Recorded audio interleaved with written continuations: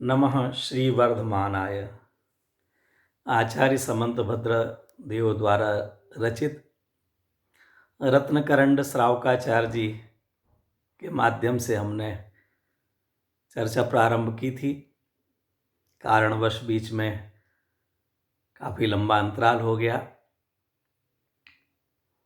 आचार्य श्री मंगलाचरण करने के बाद दूसरे छंद में धर्म को कहने की प्रतिज्ञा करते हैं। आचार्य देव कहते हैं, देशयामि समीचीनम् धर्मं कर्म निवर्हणम् संसार दुःखतः सत्त्वान् यो धरति उत्तमे सुखे। आचार्य देव कहते हैं, देशयामि, मैं कहूँगा, मैं कह रहा हूँ क्या? समीचीनम धर्म, समीचीन धर्म को, सत्य धर्म को, वास्तविक धर्म को, परम धर्म को कहूँगा, जो कैसा है? कर्म निवर्हणम, जो कर्मों का नाश करने वाला है, जो हमारे अनादिकाल से द्रव्य कर्म, भाव कर्म, नो कर्म रूप 3 प्रकार के कर्म हैं, अथवा ज्ञानावरण आदि 8 प्रकार के कर्म हैं, उनके प्रभेद 148 प्रकार के कर्म हैं। उन कर्मों का अभाव करने वाले हैं। और क्या करेगा वो धर्म? संसार दुःखतः, संसार के दुखों से, 4 गति रूप संसार है, उस संसार के दुख से निकाल करके प्राणियों को धरति उत्तमे सुखे, उत्तमे सुखे धरति, जो उत्तम सुख में धर देता है। 4 गतियां, मनुष्य गति, त्र्यंच गति, देव गति, नरक गति, इन चारों ही गतियों में हम अनादिकाल से जन्म मरण जन्म मरण जन्म मरण करते चले आ रहे हैं, परिभ्रमण करते चले आ रहे हैं। दौलत राम जी ने लिखा है, परिभ्रमण का जो दुख है वह कोटि जीवित जात न भने। करोड़ों जीवों से भी अगर कोई कहने बैठे कि मैंने 1 इंद्रिय के दुख कैसे पाए, 2 इंद्रिय के कैसे दुख पाए, मनुष्य गति में कितनी आकुलता, आधि व्याधि उपाधि, शारीरिक, मानसिक, आर्थिक, सामाजिक, पारिवारिक, हर प्रकार से दुख ही दुख, आकुलता ही आकुलता। नरक गति में तो एक क्षण के लिए भी सुख नहीं है। ऐसी नरक गति में, त्र्यंच गति में कटने के, पिटने के, मरने के, भूख के, प्यास के, बंधन के, कैसे कैसे दुखों को देखते हैं, कैसे छोटे छोटे सी जगह पर बांध दिए जाते हैं, घंटों बंधे रहते हैं, 2-2 4-4 दिन खड़े रहते हैं, बैठने के लिए ना मिले, कितना बोझा उन पर ढोया जाता है, कितना अत्याचार किया जाता है। और देवगति, वहाँ पर भी सुख नहीं है, वहाँ पर भी मानसिक रूप से जीव अत्यंत दुखी है। प्रतिस्पर्धा, और उस प्रतिस्पर्धा में कोई आगे नहीं निकल सकता है। उसको जितना कर्म का उदय है उतना ही प्राप्त होगा, वही पद रहेगा, पद नहीं बदल सकता। ऐसा नहीं है कि आज पंच है तो कल सरपंच बन जाएगा चुनाव लड़ करके, लेकिन बनना चाहता है। बनना चाहने की आकुलता निरंतर, और बन पाता नहीं। यहाँ पर हम देखते हैं कि कोई परीक्षा दे करके, कोई चुनाव लड़ करके, कोई और मेहनत करके, मिलता तो सभी कुछ कर्म के उदय से ही है, फिर भी ये बाहर में कुछ दिखता है ना कि ऐसा कुछ करके जीव आगे बढ़ सकता है, गांव छोड़ करके शहर में जा सकता है, कॉलोनी में मकान बदल सकता है। लेकिन देवगति में न कॉलोनी बदली जा सकती है, न पद बदला जा सकता है, न आत्महत्या की जा सकती है। हजारों लाखों वर्षों तक के लिए जो पद, जिस स्वर्ग में, जिस जगह पर जन्म मिला है, उसी जगह पर रहना है। ऐसी आकुलता को भोग रहे हैं। आचार्य देव कहते हैं, इन 4 गतियों के दुखों से निकाल करके जो उत्तम सुख में धर देवे, ऐसे धर्म को कहूंगा। मित्रों, इस बात पर आप ध्यान देना कि वास्तव में धर्म कहते किसको हैं। अगर हम इसी छंद की कुछ शब्दों को पकड़ करके ही विचार करें, धरति उत्तमे सुखे, उत्तमे सुखे, उत्तम सुख में धर देता, अकेला सुख नहीं। क्यों? सुख तो हम लोगों की आदत ऐसी है गरम गरम चाय मिल जाए तो मज़ा मान लेते हैं, नई पिक्चर देखने को मिल जाए तो मज़ा मान लेते हैं। ये अभी पर्वों के दिन आ रहे हैं, धनतेरस को जोरदार व्यापार चल जाए तो मज़ा मान लेते हैं, बेटा बेटी की शादी हो जाए तो सुखी मान लेते हैं, गरम गरम भोजन करने को मिल जाए तो सुखी मान लेते हैं, ठंड में गर्म कपड़े पहनने को मिल जाए तो सुखी मान लेते हैं। हाँ, ये एक अरे कितना हमारा एक अचार चटनी पापड़ मिल जाए उतने में हा लगने लग जाता है। एक मधुर गीत सुनने को मिल जाए तो मजा मिल जाता है। हाँ, कोई 60 साल वाले, कल्पना का तो देखिए, कोई 60 साल वाले व्यक्ति को 45 साल जैसा कह दे तो वो खुश होने लग जाता है। हाँ, कंपाउंडर को डॉक्टर साहब कह दे में तो खुश होने लग जाता है। कितना कल्पना लोक में हम सुख मानते रहते हैं। ये कोई उत्तम सुख नहीं है, वास्तविक सुख नहीं है, सुख ही नहीं है, भ्रम है केवल। आचार्य देव कहते हैं जो उत्तम सुख में धर दे, शब्द भी देखिए क्या प्रयोग किया है, मूल संस्कृत धरती, धर देता है। माने कहीं गलत जगह पर चीज पड़ी हुई है, उसको उठा के हमने अच्छी जगह पर रख दी। कोई बच्चा सीढ़ियों की तरफ भागा चला जा रहा था, छोटा सा बच्चा, और चलते चलते वो जाता वहां से गिर सकता था, रेलिंग नहीं थी। हमने दौड़ते हुए जाते हैं, उस बच्चे को उठा करके और इधर रख देते हैं। ऐसे आचार्य देव कहते हैं जो चार गतियों के दुखों से निकालकर उत्तम सुख में धर दे उसे धर्म कहते हैं। ऐसा उत्तम सुख में धरने वाला धर्म एकमात्र वीतराग जिनेंद्र परमात्मा ने ही बतलाया है। हमारे नग्न दिगंबर साधुओं ने ही ग्रंथों में रचना करके उसे लिखा है। वो देवशास्त्र गुरु ही हमारे परम आराध्य हैं, प्रातः काल के स्मरणीय हैं, जिनके स्मरण करने मात्र से मन पवित्र होता है। ऋषभ अजित संभव विनंदन को याद कीजिए, चाहे नमोकार मंत्र को याद कीजिए। एक पवित्र भावों से उनके प्रति बहुमान पूर्वक, अहोभाव पूर्वक यदि हम उनका स्मरण भी करते हैं तो हमारे मन में पवित्रता आती है। उनके मार्ग पर चलेंगे, उन जैसा बनने की भावना से आगे बढ़ेंगे, तब तो कहना ही क्या है। आचार्य देव कहते हैं कि देशयामी समीचीनम धर्मम कर्म निवर्हणम संसार दुखतः सत्वान, सत्वान माने प्राणियों को, संसार दुखतः संसार के दुखों से, धरती उत्तमे सुखे उत्तम सुख में धर देता है, कर्मों का नाश करके। क्योंकि चार गति रूप जो संसार है, उस संसार का, उन दुखों का कारण कर्म है। उन कर्मों का नाश करके जो उत्तम सुख में पहुंचा दे उसे धर्म कहते हैं।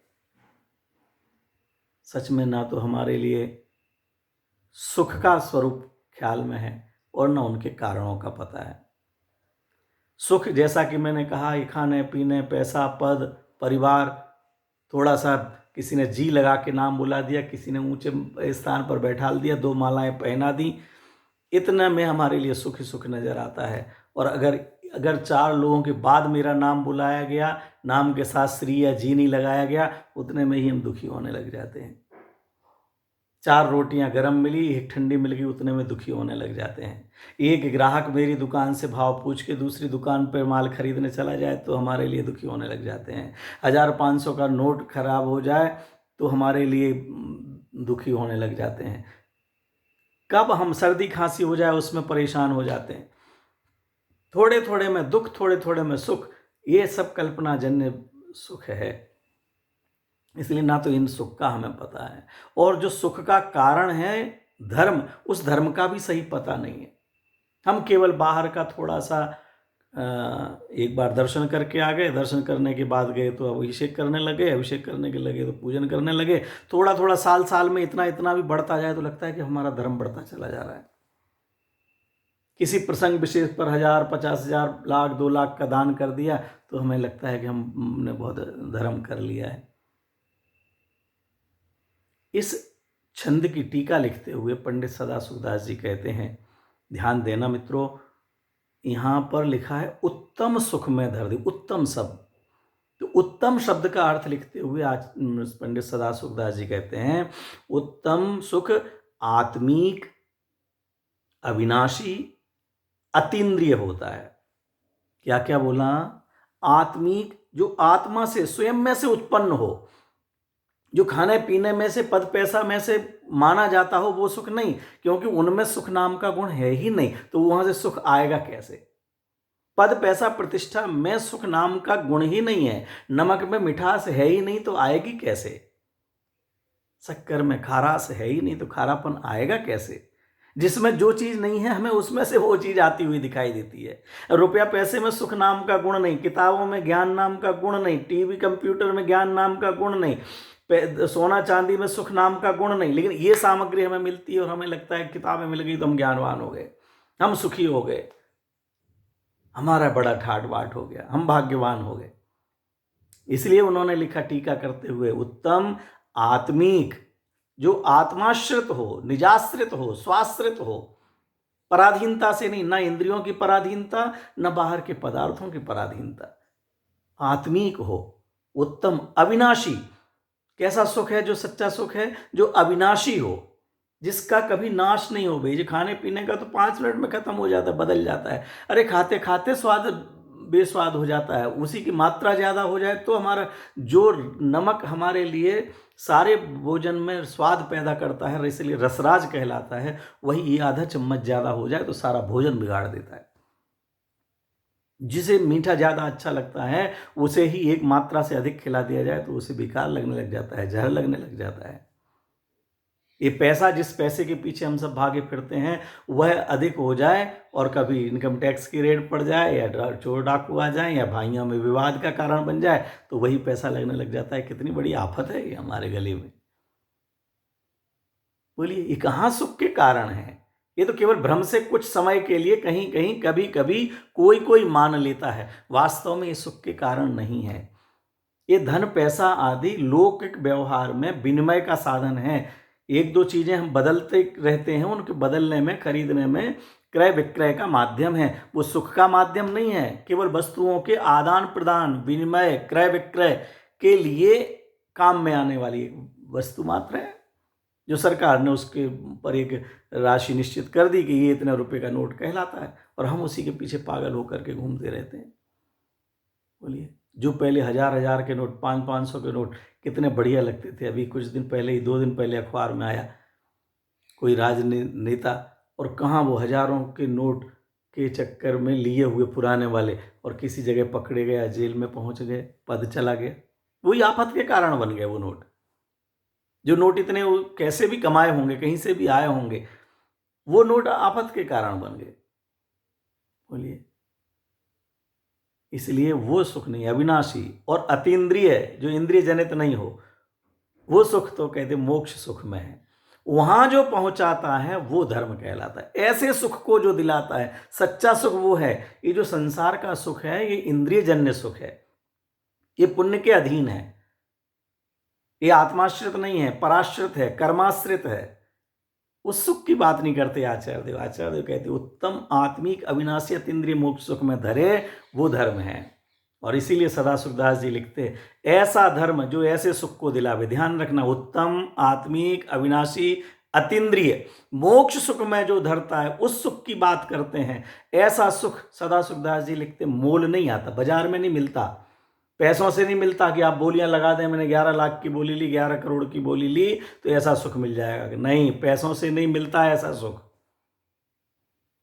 यह किसी के द्वारा दिया गया नहीं आता है कि हम सेवा करें, रोजाना जाएं, भगवान के पैर दबाएंगे, आचार्य देव के पैर दबाएंगे, भैया व्रती करेंगे तो हमारे लिए वो सुख मिल जाएगा। जिनवाणी माँ के पैर पड़ते रहेंगे, सोने का कवर चढ़ा देंगे तो जिनवाणी माँ प्रसन्न हो जाएगी, या मंदिर वेदी सोने की बनवा देंगे तो भगवान प्रसन्न हो जाएंगे। कहते वो किसी का दिया हुआ भी नहीं आता है,